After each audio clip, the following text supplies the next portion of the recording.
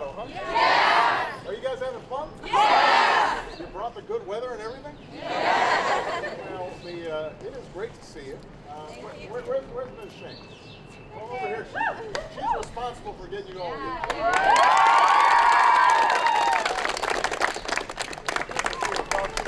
She wrote this wonderful letter. Is your son in here? How are you? What's your name? I'm Adam. Adam, good to see you. So, Ms. Shane wrote a letter explaining how important this trip was, and we wanted to make sure we didn't cancel it. So, not only did things work out, but we figured we'd give you a little bonus. Thank you. Thank you. Now, what grade is this? Right? Eighth grade. Yep. Okay. So, how long are you guys here? Till Thursday. Till Thursday. No. Until tomorrow. Till tomorrow. Yeah, Oh, then you guys get. So you got a New York trip too. Yeah. What about the whole school thing? Our principal excuse us. The whole what? We have to make it. So you guys are doing some educational stuff. Yeah, we did research projects. Have been studying. So they've been studying. Have you been doing a lot of studying about government here? Yeah. So you went over to Capitol Hill and all the monuments, all that good stuff. Yeah. All right.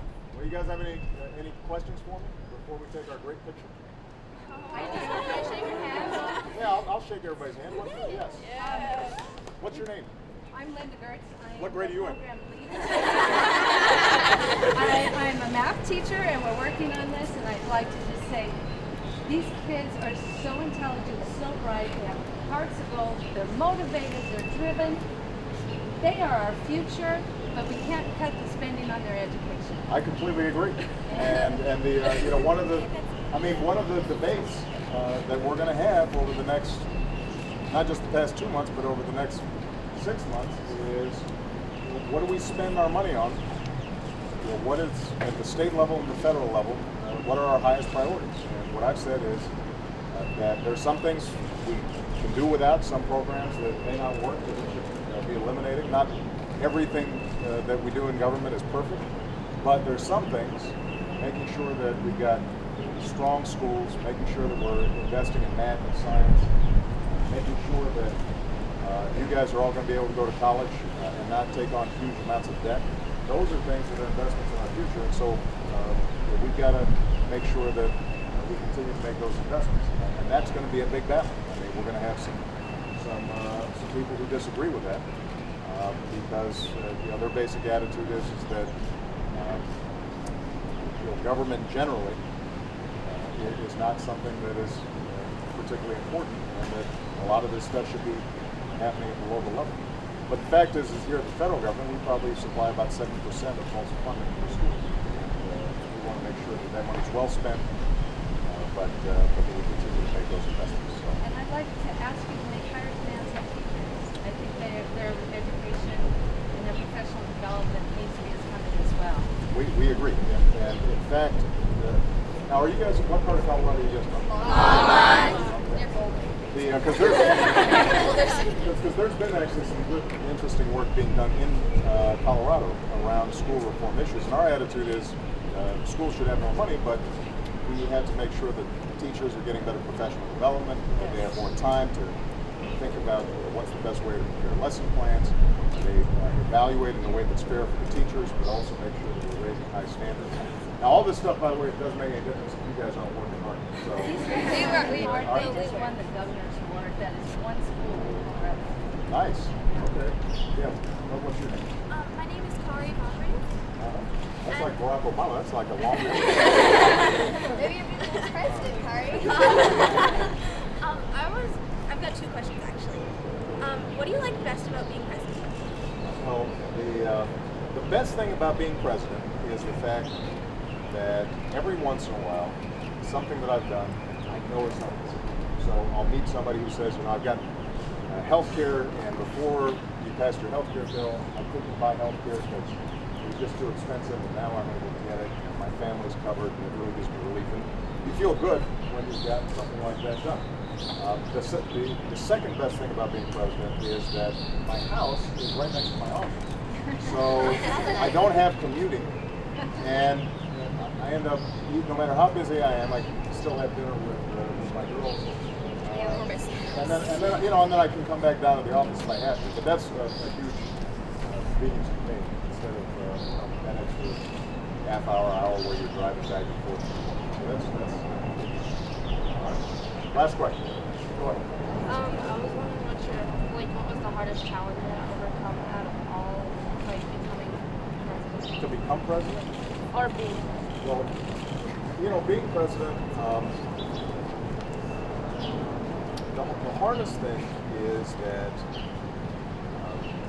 this is such a big country with so many different kinds of people, and everybody has different ideas. And so even if you have a pretty clear sense of what you want to do on the budget or on health care or on foreign policy, there's going to be, half the country may disagree with you.